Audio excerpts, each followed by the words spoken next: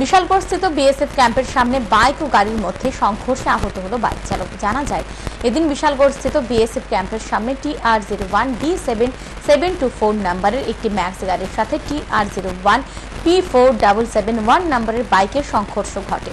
দুর্ঘটনার পর ম্যাক্স গাড়ির চালক ঘটনাস্থল থেকে গাড়ি নিয়ে পালিয়ে যায়। অপরদিকে ম্যাক্স গাড়ির ধাক্কায় বাইক থেকে ছিটকে পড়ে বাইক চালক দীপক কুমার গোপ আহত হয়। দমকল বাহিনীর কর্মীরা ঘটনার খবর পেয়ে ঘটনাস্থল থেকে আহত বাইক চালককে উদ্ধার করে বিশালগড় মহকুমা হাসপাতালে নিয়ে যায়। আহত বাইক চালকের বাড়ি বিশালগড়ের মুড়াবাড়ি এলাকায়। এদিকে দুর্ঘটনার খবর পেয়ে বিশালগড় থানার পুলিশ ঘটনাস্থলে ছুটে যায়।